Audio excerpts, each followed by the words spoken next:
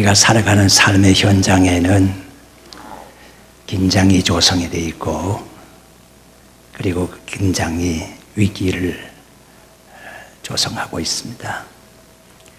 국제적인 관계를 보면 전에는 구소련과 미국이 양대 산맥을 이루어서 전 세계를 반으로 나누고 있었습니다. 그런데 고르바초프의 개방 정책으로 무너져 내리고 철의 장막이 무너졌다고 얘기합니다. 그런데 그 이후로 무너진 구소련의 자리를 중국이 차지하고 자기들 스스로 미국과 어깨를 나란히 한다고 하면서 G2를 강조하고 있습니다. 실로 세계는 이제 재편이 돼서 경제적이거나 군사적이거나 정치적인 면에 있어서 중국과 미국의 양대 산맥이 형성이 되어 있다, 이렇게 말할 수가 있을 것입니다. 국제적으로서는 그렇지만 국내적으로는 또 어떻습니까? 전혀 화합의 기대를 가지지 못하게 하는 여야 간의 극한 대립을 우리는 봅니다. 대화가 소통이 전혀 안 되는 정치적인 불협화음의 위기, 긴장, 그뿐 아니라 경제적으로 불균등한 모습을 봅니다. 빈부 간의 격차는 점점 심해져 가고 있지 않습니까? 그리고 사회적인 불평등한 모습도 우리는 지켜보아야 되고, 실업률이 계속 증가하고 있고, 가정의 위태로움과 생명 경시의 풍조, 이런저런 모습을 보면서 우리는 염려하지 않을 수 없는 그런 상황 속에 내몰리고 있는 것 같은 느낌을 가집니다. 문제는 많이 있는데 문제를 해결할 수 있는 기미가 보이지 않는다. 문제는 많이 있는데 문제를 해결할 수 있는 해결자가 보이지를 않는다. 이것이 문제죠. 누가 이것을 해결해야 할까요? 교회가 해야 되겠죠. 하나님의 자녀가 해야 되겠죠. 왜 그러냐? 땅을 바라보고 물질 세계만 바라보고 거기에 소망을 두는 사람들에게서 우리는 기대를 가질 수가 없습니다. 하나님께서 이 땅을 사람들에게 맡기시고 관리하라, 선하게 관리하라고 말씀하셨어요. 그런데 사람들은 세상에 대해서 정복자로서 군림하고 있습니다. 환경을 보호하는 차원이 아니고 환경을 파괴를 합니다. 아름다움을 지켜나가고 창조의 본연의 모습을 훼손하지 아니하는 상태에서의 발전을 해나가야 되는데, 무조건 훼손하고 마는 우리의 모습은 땅을 투기의 대상으로 삼고 있는 많은 사람들의 모습과도 같다고 볼 수가 있습니다. 땅은 투기의 대상이 되어서는 안 되죠. 좋게 관리되고 평등하게 서로가 관리하는 그런 입장이 돼야 되고, 우리는 청지기의 입장이 돼야 됩니다. 그런데 땅이 투기의 대상이 됐습니다. 삼천리 금수강산이 아니라 삼천리 부동산이 돼버리고 말았어요. 더욱 심한 것은 우리 한국인들이 가는 곳이 어디든지 가니 투기 현상이 일어나고 있다는 현실. 우리의 정신세계에 뭐가 문제가 있는 것이 아닐까, 그런 염려를 가지지 않을 수 없습니다. 돈이라는 것도 마찬가지입니다. 돈이라고 하는 것이 본래의 취지대로 말하면 교환 가치가 있는 것으로서의 기능, 순기능이죠. 편리하게 하는 기능으로서의 순기능을 감당할 수 있는 것으로 돈을 보아야 되는데, 부정축제의 수단으로서의 돈이 그렇게 되고 말았습니다. 문제가 심각하죠. 실로 사람들이라고 하는 게 땅에 소망을 두고 물질에 소망을 두고 살아가는 사람들이라고 하는 게 이런 모습이에요. 그러니까 하나님의 사람들에게 더욱 소망을 가질 수밖에 없는 거예요. 소망이라는 것이 하나님의 자녀들에게 없으면 어디서 소망을 찾을 수가 있겠는가? 우리 자신에 대한 발견을 바르게 하고 나 자신에 대한 부족함을 메꿔 나가고 그리고 관계를 바르게 해 나가는 것, 이것이 가장 선결된 요건입니다. 나를 바르게 파악하는 거예요. 그러기 위해서 샘플 모델로 세울 사람이 하나 있습니다. 오늘 본문에서 등장하고 있는 다윗이라고 하는 인물이죠. 다윗은 3000년 전의 인물입니다. 실제한 인물입니다. 그는 통일왕국을 세운 위대한 왕이기도 했지만 하나님의 마음에 합한 왕으로서 인정이 되고 많은 사람들의 존경을 한몸에 받은 왕이기도 했습니다. 그에게 어려움이 없었다는 얘기가 아닙니다. 어려움이 많이 있었습니다.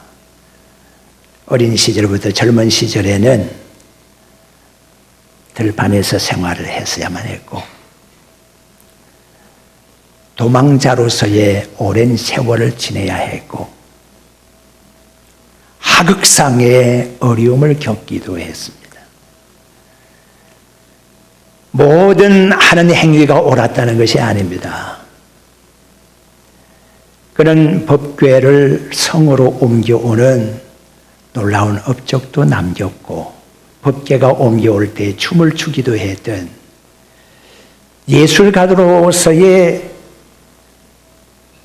완벽할 정도로의 시를 읊었고 노래를 잘했던, 음악을 잘했던 사람입니다. 그러나 그의 신하의 아내를 범함으로 말미암아서 다른 사람으로서는 상상하거나 감히 범할 수 없는 죄를 범하고 그 신하를 전쟁터 앞자리에 내보내서 죽음에 이르게 했던 죄를 지었던 사람이기도 했습니다. 그렇지만 다윗을 하나님은 버리지 않았습니다. 왜 그를 버리지 않고 세워주셨을까? 여러 가지 이유가 있겠죠. 어쩌면 우리에게 모델로 세우라고 한 점일 수도 있습니다. 다윗을 생각합니다. 우리 자신의 모습을 또 거기에 대비해 보면서 말입니다. 첫째는 약한 나를 강하게 하심이 다윗의 모습과도 같습니다. 우리가 오늘 이 본문의 말씀을 보게 되면 다윗은 용모가 빼어난 사람이라고 그렇게 나와 있습니다. 얼굴이 아름답고 얼굴이 색깔이 붉었고 눈이 빼어나다고 그렇게 기록되어 있잖아요. 그런데 그것에 남성미는 찾을 수가 없습니다.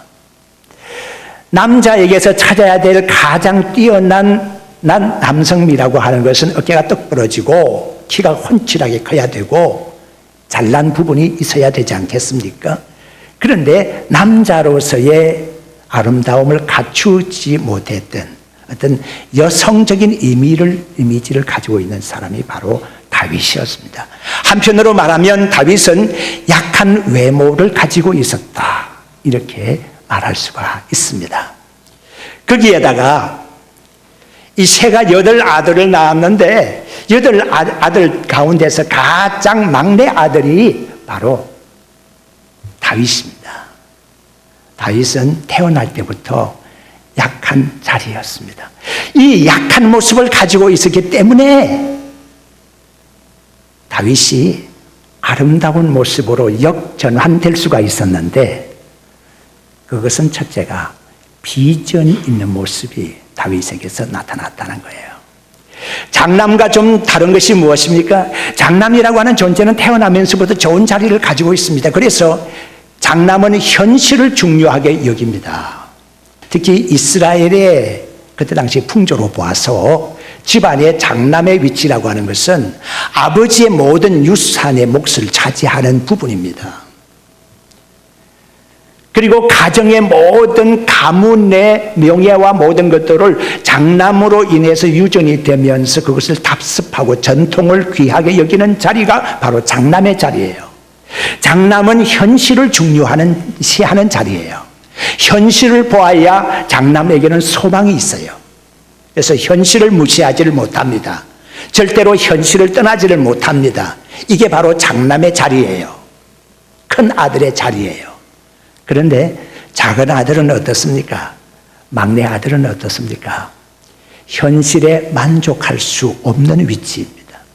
현실적으로 보면 자기에게 주어지는 몫이라고 하는 것은 거의 없기 때문에, 부자될 것 없기 때문에, 특히 다윗으로 말하게 되면 형님들이 7명이나 있어가지고 자기에게로 남아서 돌아올 몫이 너무나 없기 때문에 다윗은 현실에 만족할 수가 없었습니다. 그래서 다윗은 현실이 아니라 꿈을 많이 꾸는 사람이었습니다. 비전이 있는 사람이었습니다. 장남이 현실에 만족하는 사이에, 큰 아들이 자기들의 몫에 만족한 사이에 다윗은 꿈을 꾸었던 사람이었다. 그런 점에서 막내 아들이었던 다윗은 비전의 인물이었다. 그렇게 살 수밖에 없었다. 그렇게 말할 수가 있습니다. 다음에 다윗이라는 인물을 가만히 생각하고 떠올려보면 은혜를 생각하지 않을 수가 없습니다. 나의 나 된 것은 하나님의 은혜로 된 것이라고 말했던 바울 사도 우리는 생각합니다. 마찬가지로 다윗이라는 인물도 자기가 그렇게 될 수 있었던, 나중에 왕이 될 수가 있었고 걸출한 인물이 될 수가 있었던 것도 하나님의 은혜로 될 수가 있었던 것이지, 자기로서는, 자기 힘으로서는 도저히 될 수 없는 위치예요. 믿음의 성도 여러분, 여러분들은 어떤 은혜로 세상을 살아가고 있습니까? 여러분들이 잘났어, 여러분들의 힘으로 세상을 개척하고 그렇게 살아가고 있는 줄로 생각하십니까? 세상 사람들은 혹 그렇게 생각할 수 있을지 몰라도 장남과 같은 세상 사람들이 땅의 것에 만족하고 땅의 현실에 대해서 신경 쓰고 집착하고 그렇게 살아갈지 모르지만, 하나님의 자녀들은 오직 하나님의 은혜로 사는 줄로 믿습니다. 이 생각을 가져야 돼요. 우리 하나님께만 비전을 두고 살아간다면 걱정할 것이 없죠. 두 번째 생각할 것이 있습니다. 다윗에게는 변변한 자리 하나 없었습니다. 초대받은 자리, 초대석이라 그러죠. 자리에 앉을 수 있는 권리를 좌석권이라고 그러는 거죠.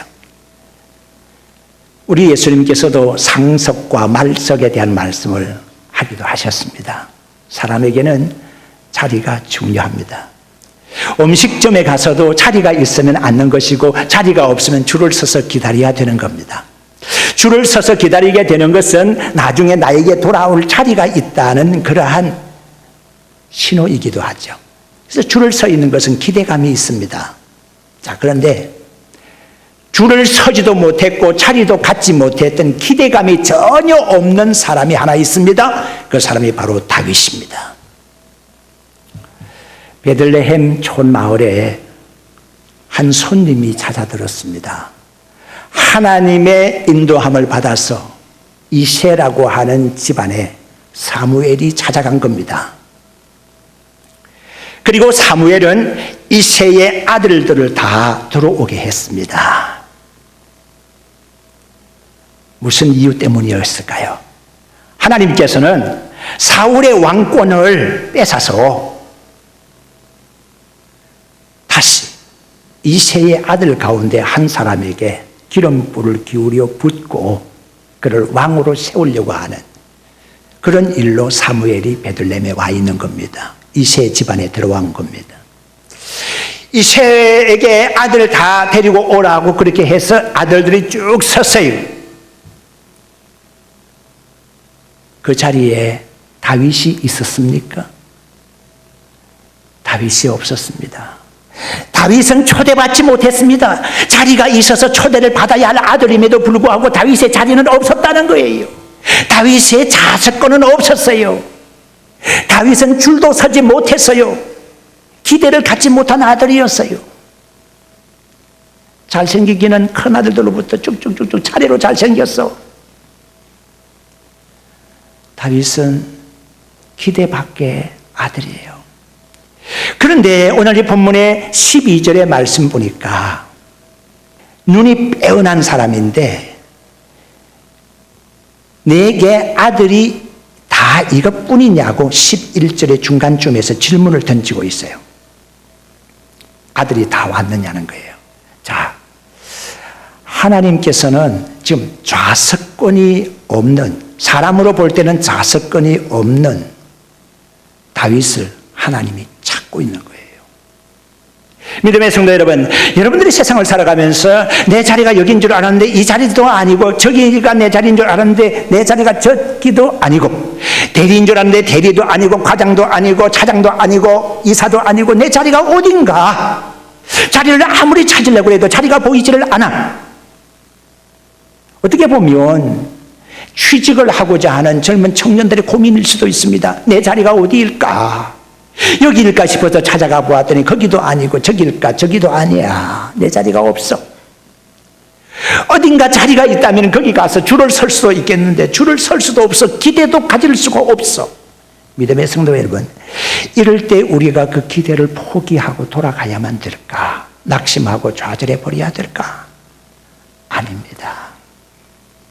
사람들로부터는 자리를 부여받지 못했다고 하더라도 하나님께서는 여러분들의 자리를 마련해 주실 줄로 믿습니다. 하나님을 의지하세요. 하나님이 자리를 마련해 주시면 우리의 자리는 나타나는 겁니다. 세상에서 여러분들이 자리를 잡지 못하였다 하더라도 여러분들이 이 시간 주님의 전에 나와서 예배하는 은혜의 자리를 잡았습니다. 이 자리가 가장 귀한 자리입니다. 하나님과 대화를 나눌 수 있는 자리, 세상의 어떤 사장과 대화를 나누는 자리이겠습니까? 그 정도에 미치지 못하겠습니까? 성가대원으로 자리에 앉은 것이 얼마나 특별한 자리입니까? 특석입니다. 세상에서 자리가 없다고 하더라도 하나님의 제단에서 자리를 잡았다고 하는 것이 얼마나 은혜로운 자리인가 하는 거예요. 이 자리에 대한 보장, 하나님께서 우리에게 그 자리를 보장해 주시는 겁니다. 그리고 마지막으로 다윗은 자존감에 있어서 떨어질 대로 떨어진 사람이었어요. 그렇지만 하나님의 명예와 하나님의 영광을 생각하니까 하나님께서는 떨어진 다윗의 자존감을 세워주셨어요. 지렁이도 밟으면 꿈틀한다고 그럽니다. 그게 뭘 말하는 것일까요? 보잘것없는 존재에도 자존감이 있다는 얘기는 되겠죠. 사람이라면 누구나 자존감을 세우려고 하는 것입니다. 그것이 지나쳐서 자존심으로 되면 좀 곤란하지만, 프라이드라고 그러면 좀 곤란한 것이긴 하지만, 자존감이라는 것은 굉장히 필요한 것이에요. 자긍심은 가져야 되는 거 아니겠어요? 자기에 대해서 긍정하면서 살아야 되지 않겠어요? 그런데 다윗은 자기 자신에 대해서 자존감을 내세울 만한 거리가 없었고 자긍심을 가질 만한 상황이 못 되었어요. 아예 버림을 받았잖아요. 집안에서부터. 태어나서 보잘것 없으니까 부모로부터 버림을 받았고요. 자라나면서 보잘것 없으니까, 잘 보이지도 않으니까 형님들부터도, 동네 사람들로부터도 버림이 됐잖아요. 선천적으로 후천적으로 버림을 받은 인물이 바로 사람들로부터는 철저하게 보이지 않게 버림을 받은 인물이 바로 다윗이었습니다. 그런데 이 버려진 자존감을 다윗이 스스로 세우려고 하지를 않았어요. 왜 나를 인정해 주지 않습니까? 나의 모습이 뭐 이렇다고 해서 나를 깔보는 것입니까? 자기 자신의 자긍심을 자기가 세우려고 하지를 않았습니다. 그렇게 한다면 누가 또 인정해 주겠습니까? 아예 다윗은 자기를 내세우지 않았습니다. 너무 보잘것이 없으니까요. 그런데 어느 날입니다. 다윗의 형들은 다 전쟁터에 나갔습니다. 그때 블레셋과 전쟁이 한창 심하게 붙었거든요. 아버지가 다윗에게 심부름을 시켰어요. 형님들에게 찾아가서 떡도 좀 갖다 주고 심부름을 좀 하고 오거라.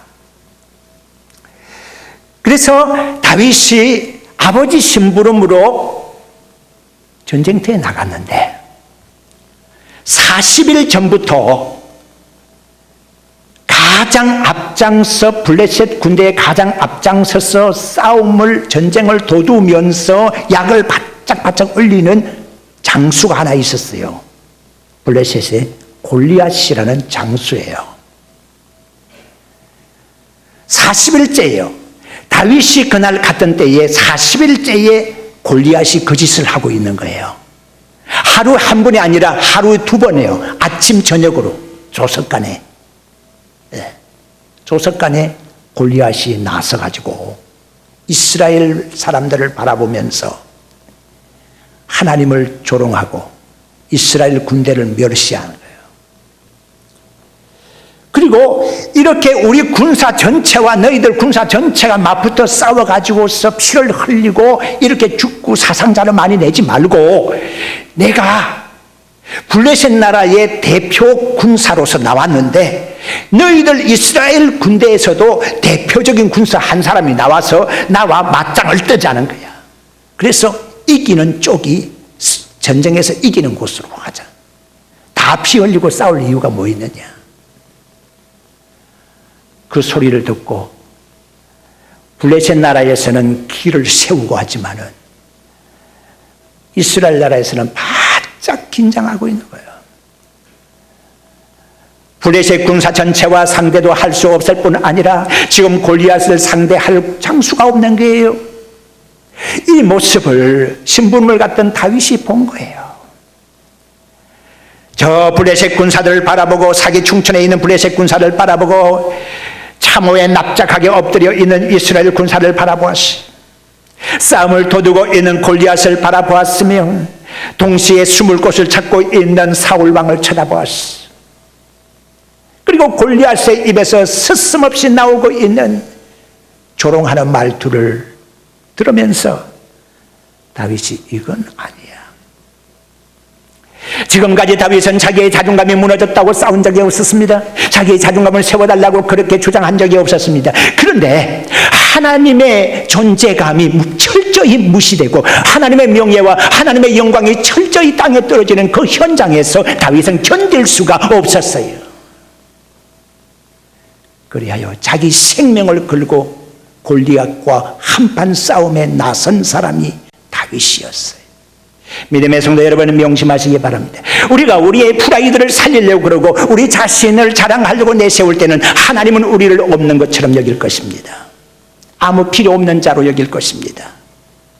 그러나 우리가 우리의 명예를 세우려는 것이 아니고 우리의 이름을 자랑하려고 하는 것이 아니라 하나님의 명예와 하나님의 영광을 위하여 나의 생명을 걸고 나의 이름을 걸고 나선다고 하면 우리 하나님은 우리를 넉넉히 세워주실 줄로 믿습니다. 살아가면서 억울한 일 당했습니까?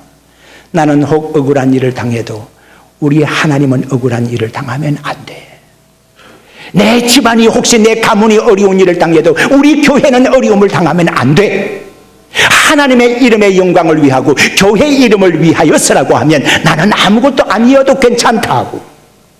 그런 생각을 전에 다윗이 가졌던 그런 생각을 오늘 우리가 가질 수 있으면 하나님은 무너져 내린 철저하게 짓밟힌 우리의 자존감을 세워주실 줄로 믿습니다. 믿음의 성도 여러분, 약한 우리지만 우리 하나님은 우리를 강하게 하십니다. 자리가 없는 우리였지만 우리 하나님께서는 우리의 자리를 마련해 주십니다. 자존감이 형편없이 무너졌지만 우리 하나님은 우리의 자존감을 세워주십니다. 오직 하나님만 의지하는 나, 오직 하나님을 의지하는 당신 되시기를 주의 이름으로 축원합니다.